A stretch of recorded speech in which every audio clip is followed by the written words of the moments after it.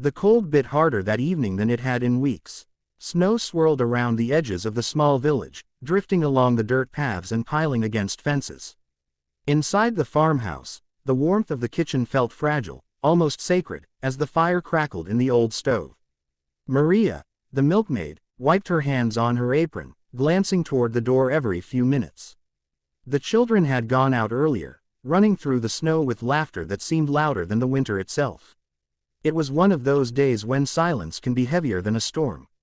The wind outside whistled through the gaps in the wooden walls, and the lights from neighboring cottages flickered in the distance. That's when the children had stumbled across him, a man huddled against a fallen tree, barely moving, wrapped in tattered rags that did nothing to keep out the cold. His face was pale, lips cracked, and breath shallow, each exhale misting in the frigid air.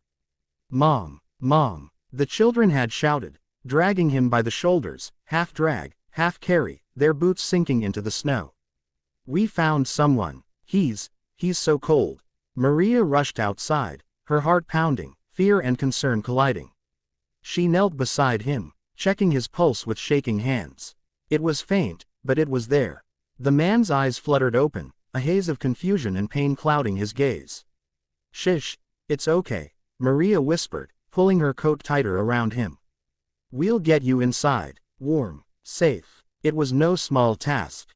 The man was heavy, stiff from the cold, and his body shivered violently. Maria's children helped as best they could, though their small arms could barely support him. Together, they staggered to the farmhouse, the snow crunching underfoot, and the distant howl of the wind pressing in like an omen. Once inside, Maria laid him on the thick woolen blankets she kept in the guest room. She removed his frozen gloves, her fingers grazing icy skin, and fetched warm water in a basin. Steam rose into the room, mingling with the scent of the wood stove, as she soaked cloths to press against his frozen hands and face. The children hovered at the doorway, watching with wide, anxious eyes. "Is he going to be okay?" the youngest asked, voice trembling. Maria didn't answer immediately. She couldn't promise anything. All she knew was that she had to try. She wrapped him in blankets, rubbed his arms and legs gently, and fed him warm tea spoon by spoon. Slowly, his shivering subsided, though the pallor of his skin reminded her how close he had come to death. Hours passed. The man remained mostly unconscious, murmuring incoherent words from time to time. Maria stayed by his side, alternating between rubbing his cold limbs, checking his breathing, and glancing at the children, who had finally settled onto chairs nearby. Then came the first sound, distant but unmistakable, a low, mechanical roar that cut through the winter night. The children stirred, pressing closer to Maria. The man's eyes flickered open again, confusion giving way to alarm. "What?" he whispered hoarsely, his voice raw and weak. Maria shook her head gently. "It's okay. Just stay calm. Don't try to move too much." Outside, the roar grew louder, vibrating through the walls, making the windows rattle. The children pressed their faces against Maria's sides, wide-eyed, as the unmistakable sound of a helicopter drew nearer. The man's gaze shifted toward the ceiling, panic flaring in his eyes. He tried to sit up, only to falter back against the blankets, shivering, eyes darting to the door. They're coming for me," he muttered, barely audible. Maria's heart tightened. She didn't know who they were. She only knew that the man in front of her, this stranger who had wandered into her children's lives and nearly into death, needed protection. She pressed a hand against his chest, steadying him. "It's okay," she said firmly, though her own pulse raced. "No one is taking you tonight. You're safe here." The children peeked through the curtain as the bright spotlights from the helicopter cut through the snow outside, illuminating the farmhouse. The low hum of the rotor blades made the air tremble, and the windows fogged from the heat inside. Maria felt a chill creep down her spine, not from the cold, but from the tension building outside. The man's breathing was now steadier, though fear still lingered in his eyes. He tried to speak again, but the words caught in his throat. Maria held his gaze, letting him know without saying a word that, at least for now, he wasn't alone. The wind howled, the helicopter hovered, and the snow continued to fall, relentless. Inside, the small farmhouse felt like a fragile haven, a place where hope and warmth clung stubbornly against the storm. And in that fragile moment, Maria realized something profound. Sometimes, saving a life wasn't just about medicine or heat. It was about shelter, courage, and the simple, stubborn act of refusing to let the world take someone in need. She pressed the blankets tighter around him, the children holding her hands for reassurance. Outside, the helicopter's noise grew louder, the tension unrelenting, but inside, for now, there was safety, there was warmth, and there was the promise that they would not give him up so easily. The helicopter's rotor blades sliced through the night, a mechanical growl that made the snowstorm feel even harsher. Outside, the snow whirled in chaotic spirals, reflecting the piercing searchlights, turning the familiar fields around the farmhouse into a white, blinding maze. Inside, Maria's small home seemed impossibly fragile against the approaching danger, but she didn't let it show. Her hands moved quickly, methodically, wrapping the nearly frozen man tighter in blankets, feeding him spoonfuls of warm tea. The man, who had only recently regained some color in his cheeks, shivered at the sound. His wide eyes darted toward the window as if he could already see the helicopter's shadow looming across the snow. They'll find me, he whispered, his voice hoarse, barely audible. They always find me. Maria's heart clenched. She didn't know who they were, or why this man feared them so much, but she understood fear. She had seen it reflected in her children's eyes when the snowstorm threatened to trap them outside, when a stranger approached the village. She pressed her hand against his shoulder. "No one is taking you tonight," she said firmly, her voice steady despite the tremor in her chest. "You're safe here. I won't let anyone hurt you." The children huddled together in the corner of the room, peeking through the frosted window. Their small faces were pale, illuminated by the harsh lights from outside. One of them whispered, "Mom, the helicopter." "I know," Maria said softly, but her hands didn't stop moving. She refilled the basin with warm water and dabbed it gently on his face to chase away the lingering frostbite. The man flinched at the touch, then slowly relaxed, leaning into her warmth as if the human contact alone could shield him from the world. Outside, the helicopter circled again, its spotlight sweeping over the fields like a predator searching for prey. Snow whipped around the beams, catching them in chaotic flashes of white. Maria could hear the muffled voices over the radio, but the wind made the words impossible to understand. She had no idea what the men outside were looking for, or why they were so intent on finding him, but she knew one thing: she couldn't let fear dictate their actions. "Stay down," she whispered to the man. "Keep your head low. We'll wait this out." He obeyed, curling himself into the blankets, still trembling, eyes wide with terror. His breathing was faster now, and Maria's heart ached at the sight. She knew the terror in him wasn't just from the cold, it was something deeper, something that had chased him for far longer than the winter night. Minutes stretched into what felt like hours. Each pass of the helicopter brought the sickening thump of rotor blades shaking the ground beneath them. The children clutched each other's hands, murmuring prayers under their breath. Maria silently counted the minutes, thinking furiously. She had no weapons, no way to call for help. All she had was her courage, and the small, fragile walls of her farmhouse. Finally, the helicopter pulled slightly back, and Maria caught her first glimpse of the pilot. His movements were precise, methodical, and impersonal. He wasn't here to negotiate. He was here to retrieve, or perhaps capture. Her stomach sank. The man in front of her stirred, panic flaring in his eyes. "They're coming inside," he gasped.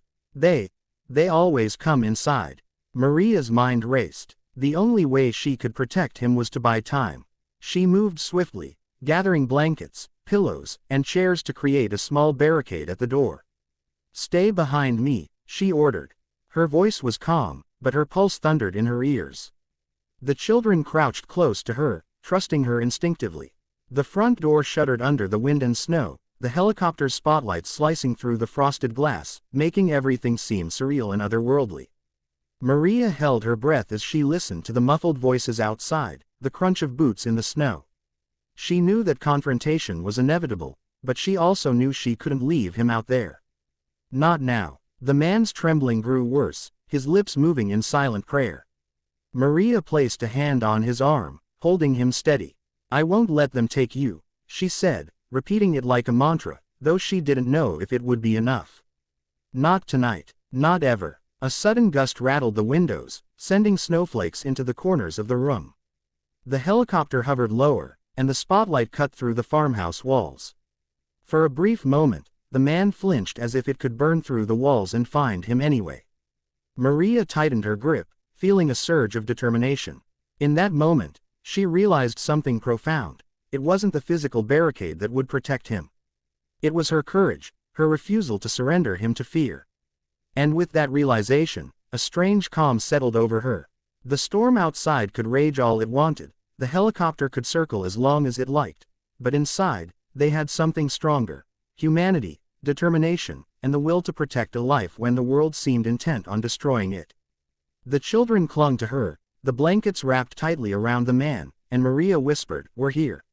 We're not afraid. And you're safe with us." Outside, the helicopter's roar continued, but inside the farmhouse, warmth and courage held fast, a fragile yet unyielding sanctuary against the storm. The roar of the helicopter grew louder, almost deafening, shaking the fragile walls of the farmhouse. Snow whipped against the windows like a living thing, casting strange shadows across the room. Maria stood in front of the nearly frozen man, the children clinging to her sides, their small hands trembling. The front door suddenly burst open under the gust of wind, snow blasting inside, and two figures in heavy winter gear stepped into the doorway. Their movements were precise, professional, men trained to get what they wanted. The man in the blankets flinched, trying to sit up, panic rising in his eyes. "Stay down," Maria hissed, pressing a hand to his chest. "No sudden movements. We're not letting them take you." The men paused, scanning the room. Their searchlights cut through the warm interior, illuminating the small kitchen, the children, the blankets wrapped around the man. Maria's heart hammered, but her stance didn't waver. She looked at them steadily, the calm of desperation in her eyes. One of the men stepped forward. "Sir, we're just here to help," he said, voice clipped but slightly softer. "We need to get him out before he dies." The man in blankets coughed violently, shivering uncontrollably. Maria's hand pressed harder against his shoulder. "He's safe here. He's alive. And he stays with us until he's ready." A tense silence filled the room, broken only by the low thrum of the helicopter. The men exchanged glances, then nodded. "We understand," the second man said reluctantly. "We just don't want him to freeze again. We'll wait." Maria exhaled slowly, relief washing over her like warm water. The immediate danger had passed, though the storm outside still raged with relentless fury. She turned to the man in blankets, seeing the fear in his eyes gradually give way to trust. His lips trembled, but a faint smile formed. "You saved me," he whispered, voice hoarse. "I thought no one would." Maria knelt beside him, brushing a strand of hair from his frostbitten forehead. "Sometimes, people do care," she said softly. "Even when the world seems cruel, there are places, and people, who will protect you." The children, sensing the tension lift, gathered around, offering shy smiles and tentative touches. The man looked at them, his eyes misting with something unspoken: gratitude, disbelief, hope. For the first time in what felt like years, he allowed himself to relax, even if just a little. Outside, the helicopter finally touched down in the snow. Its rotors stirred the storm into a frenzy, but inside, the farmhouse felt like a bubble of warmth and safety, insulated from the chaos beyond the walls. The men stepped inside, carefully assisting the man with warmth packs and blankets.